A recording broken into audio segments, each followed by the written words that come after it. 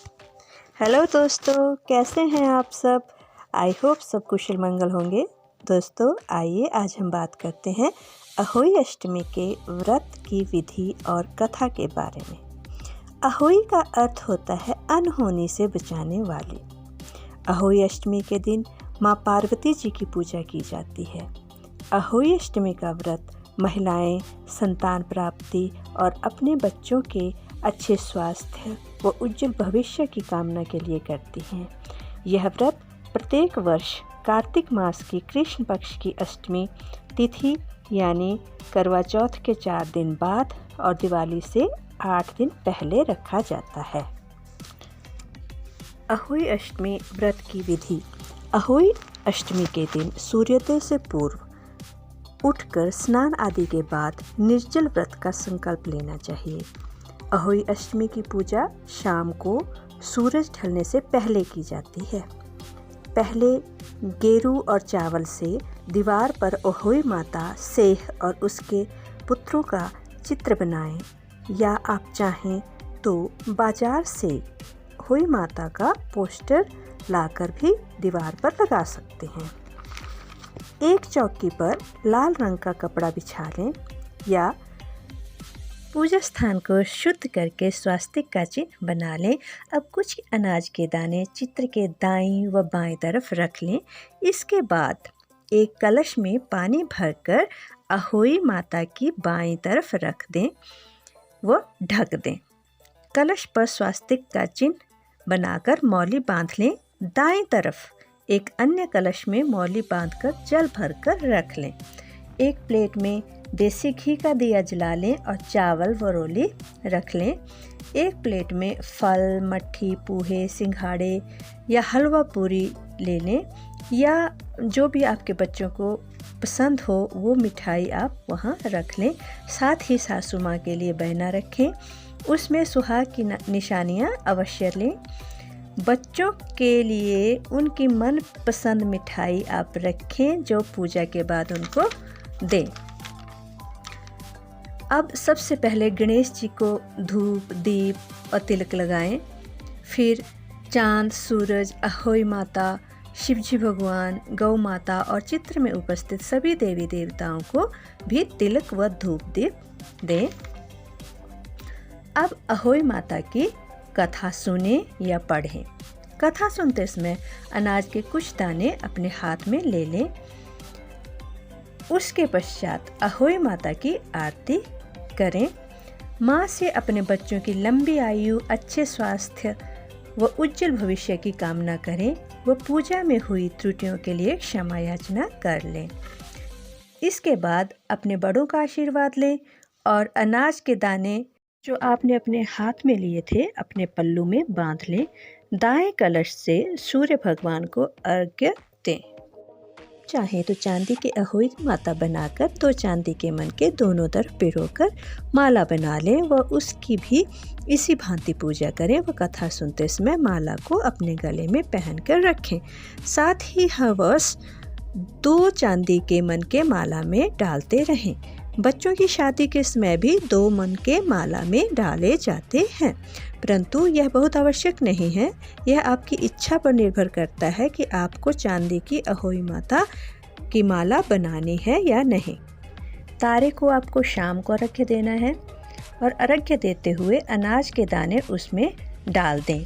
फिर व्रत खोलें व भोजन ग्रहण करें। आइए अब अहोई माता की कथा आरंभ करते हैं। एक साहूकार था जिसके 7 बेटे, 7 बहुएं और 1 बेटी थी। दिवाली से पहले कार्तिक मास की कृष्ण अष्टमी को 7 बहुएं अपनी इकलौती ननद के साथ जंगल में खदान में मिट्टी खोद रही थीं। वहीं स्याहू सेई की मां थी। मिट्टी खोदते समय ननद के हाथ से सेई का बच्चा मर गया। यह देखकर स्याहू माता को बहुत दुख हुआ और वह बोली कि मैं अब तेरी कोख बांधूंगी। तब ननद अपने 7 भाभियों से बोली कि तुम में से मेरे बदले कोई अपनी कोख बंधा लो। सब भाभियों ने अपनी कोख बंधवाने से इनकार कर दिया, परंतु छोटी भाभी सोचने लगी कि यदि कोख नहीं बंधवाऊंगी तो सासू माँ जी नाराज़ हो जाएंगी। ऐसा विचार कर ननद के बदले छोटी भाभी अपनी कोख बंधवा लेती है। इसके बाद अब उसे जो बच्चा होता वह 7वें दिन मर जाता। एक दिन उसकी सासू माँ ने पंडित जी को बुलाया और पूछा कि मेरी बहू की संतान 7वें दिन क्यों मर जाती है। तब पंडित जी ने कहा, तुम अपनी बहू से कहो कि वह सुरही गाय की पूजा करे। सुरही गाय स्याहू माता की सहेली यानी भाईली है। वह तेरी कोख छोड़े तो तेरा बच्चा जिएगा। इसके बाद से बहू सुबह प्रातःकाल उठकर चुपचाप सुरही गाय के नीचे सफाई आदि कर जाती। गौ माता एक दिन सोचने लगी कि आजकल कौन मेरी सेवा कर रहा है, आज मैं ज़रूर देखूंगी। गौ माता खूब तड़के उठी। क्या देखती है कि एक साहूकार के बेटे की बहू उसके नीचे सफाई आदि कर रही है। गौ माता उससे बोली, क्या मांगती हो? तब साहूकार की बहू बोली कि स्याहू माता तुम्हारी भाईली है और उसने मेरी कोख बांध रखी है, सो मेरी कोख खुलवा दो। गौ माता ने कहा, ठीक है। अब गौ माता समुद्र पार अपनी भाईली के पास उसको लेकर चली। रास्ते में कड़ी धूप थी, सो वे दोनों बहुत थक गईं और एक पेड़ के नीचे बैठ गईं। थोड़ी देर बाद छोटी बहू ने देखा कि एक सांप आया और उस पेड़ पर गरुड़ पंखनी पक्षी के बच्चे को डसने की कोशिश करने लगा। तब साहूकार की बहू ने सांप को मारकर ढाल के नीचे दबा दिया और बच्चे को बचा लिया। थोड़ी देर में गरुड़ पंखनी आई तो वहाँ खून पड़ा देखकर साहूकार की बहू को चोंच मारने लगी। तब छोटी बहू ने कहा कि मैंने तेरे बच्चे को नहीं मारा, बल्कि सांप तेरे बच्चे को डसने आया था। मैंने तो उससे तेरे बच्चे की रक्षा की है। यह सुनकर गरुड़ पंखनी बोली, मांगो, तुम क्या मांगती हो? वह बोली, 7 समंदर पार स्याहू माता रहती है, हमें आप उसके पास पहुंचा दो। तब गरुड़ पंखनी ने दोनों को अपनी पीठ पर बिठाकर स्याहू माता के पास पहुंचा दिया। स्याहू माता उन्हें देखकर बहुत खुश हुई और बोली, आओ बहन, बहुत दिनों बाद आई हो। फिर कहने लगी कि बहन, मेरे सिर में जूं पड़ गई है। तब सुरही के कहने पर साहूकार की बहू ने सिलाई से उनकी जुएं निकाल दी। इस पर स्याहू माता प्रसन्न हो बोली कि तूने मेरे सिर में बहुत सिलाई गेरी है, इसलिए तेरे 7 बेटे और 7 बहू होंगी। वह बोली, मेरे तो एक भी बेटा नहीं, 7 बेटे कहाँ से होंगे? स्याहू माता बोली, वचन दिया, वचन से फिरूं तो धोबी के कुंड पर कंकरी हूँ। तब साहूकार की बहू बोली, मेरी कोख तो तुम्हारे पास बंद पड़ी है। यह सुनकर स्याहू माता बोली कि तूने मुझे ठग लिया। मैं तेरी कोख खोलती तो नहीं, परंतु अब खोलनी ही पड़ेगी। जा, तेरे घर तुझे 7 बेटे और 7 बहुएं हों। तू उजमन करना, 7 अहोई बनाकर 7 कढ़ाई करना। फिर वह लौटकर घर आ गई। फिर उसके घर 7 पुत्र हुए। समय आने पर उसने उनकी शादी की।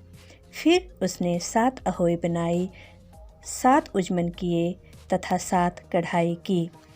मान्यता है कि जो भी स्त्री पूरे मन व विधि विधान से अहोई अष्टमी का व्रत करती है और इस कथा को सुनती या सुनाती है, उसकी संतान का जीवन खुशियों से भर जाता है। कोई भी संकट जीवन में उसे आगे बढ़ने से नहीं रोक पाता।